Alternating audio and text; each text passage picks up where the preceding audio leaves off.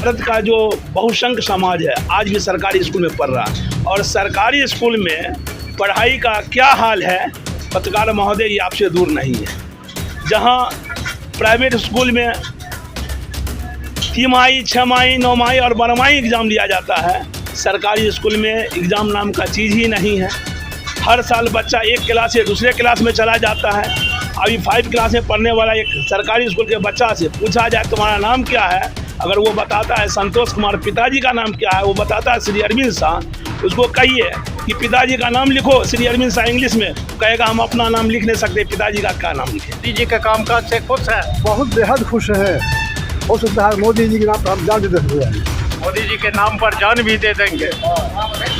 इतना मोदी जी को आप चाह रहे हैं? बहुत चाह रहे हैं, बहुत चाह रहे हैं। सही क्यों मोदी जी को आप चाह रहे हैं? इन्होंने देश को आगे बढ़ा रहा है और विदेश में नाम ले रहे हैं भारत का।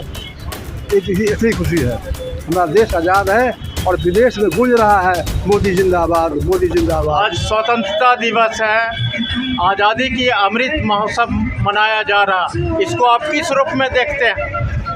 बिल्कुल दिल खोल के देखते हैं, दिल खोल के मनाते हैं, वंदे मातरम गाते हैं और हमारा देश आज़ाद है। हमारा देश आज़ाद कब हुआ? 1947 में। 1947 में। हमारे देश में क्या क्या प्रगति किया? बहुत प्रगति हुआ, मोदी जी के राज में प्रगति बहुत हुई है। मोदी जी के राज में प्रगति बहुत हुई है। आप क्या करते हैं? अब साधारण कंपाउंडर हैं। तो मोदी जी के राज से आप खुश हैं? कामकाज से, मोदी जी के कामकाज से खुश हैं? बहुत बेहद खुश है। हो सकता है मोदी जी के नाम पर हम जान भी दे सकते हैं। मोदी जी के नाम पर जान भी दे देंगे। इतना मोदी जी को आप चाह रहे हैं? बहुत चाह रहे हैं, बहुत चाह रहे हैं। सही क्यों मोदी जी को आप चाह रहे हैं? इन्होंने देश को आगे बढ़ा रहा है और विदेश में नाम ले रहे हैं भारत का। एक ऐसी खुशी है, हमारा देश आज़ाद है और विदेश में गूंज रहा है मोदी जिंदाबाद, मोदी जिंदाबाद। विदेशों में भी मोदी जी का डंका बज रहा है। बजता रहेगा जब तक ये रहेंगे। आज़ादी की 75वीं वर्षगांठ अमृत महोत्सव के रूप में मनाया जा रहा है। 75 साल में हमने सबसे पहले बेगूसराय फ्रंट लाइन को, बेगूसराय की तमाम जनता की ओर से, अपनी ओर से धन्यवाद, बधाई हो कि आज हमारा देश 75 साल की आज़ादी की यात्रा अमृत महोत्सव के प्रवेश काल में है।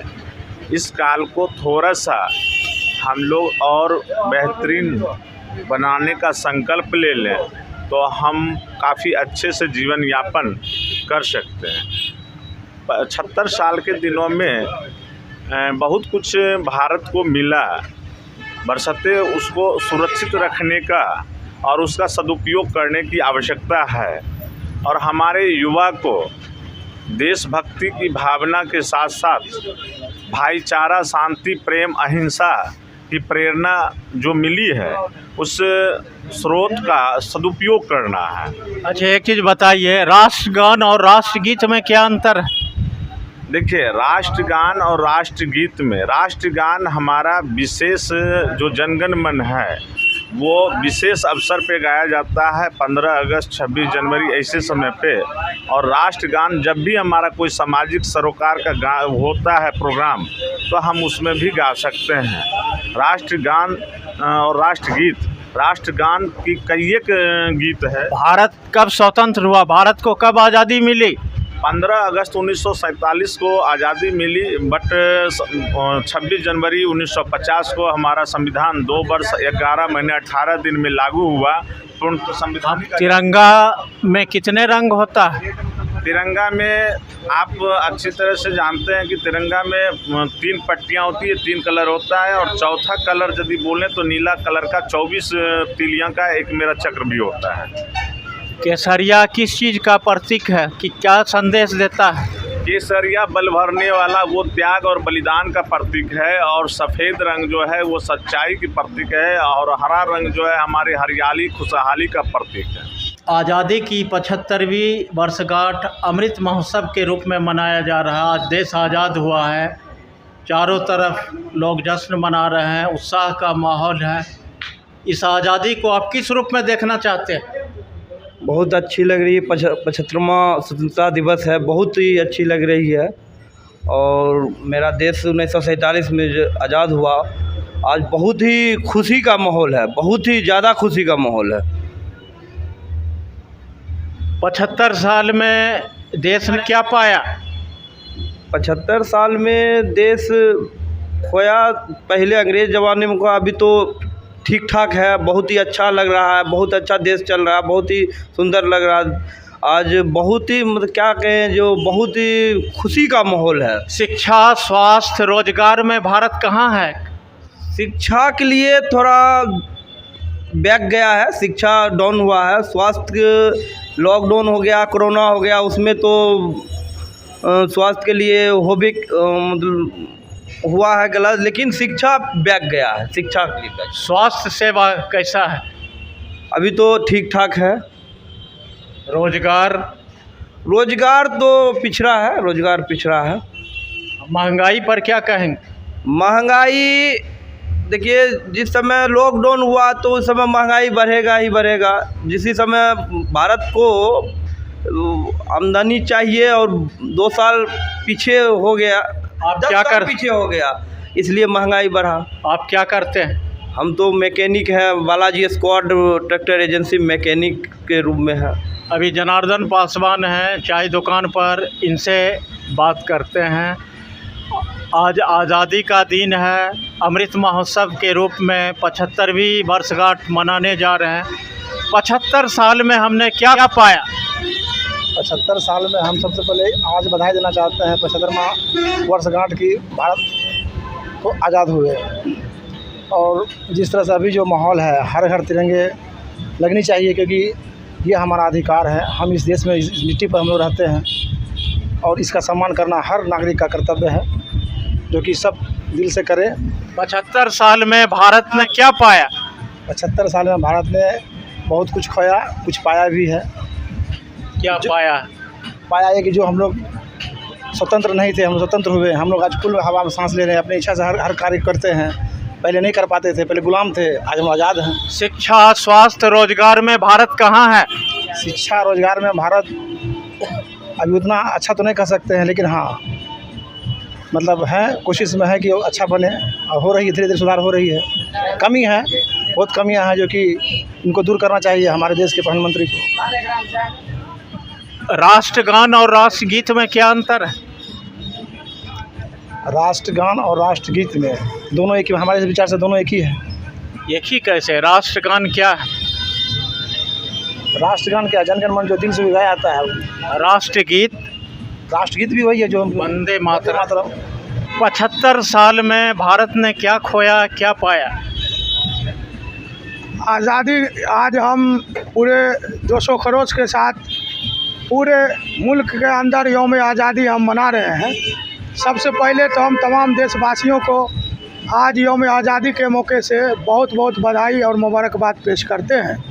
75 साल में हम क्या पाएँ, आज पूरे विश्व के पटल पर आज मेरा मुल्क हिंदुस्तान एक शक्तिशाली देश है और पूरे दुनिया को एक नेतृत्व और रहनुमाई करने का काम किया है। शिक्षा, स्वास्थ्य, रोजगार में आप भारत को कहाँ पा रहे हैं? शिक्षा स्वास्थ्य में जब से माननीय मुख्यमंत्री जी बिहार में मुख्यमंत्री बने हैं, तो हम ये कह सकते हैं कि शिक्षा में और स्वास्थ्य में बहुत सुधार हुआ है, और सुधार होने की ज़रूरत है और करने की चीज़ है। आज़ादी के 75 साल होने जा रहा है। इस आज़ादी को आप किस रूप में मना रहे हैं?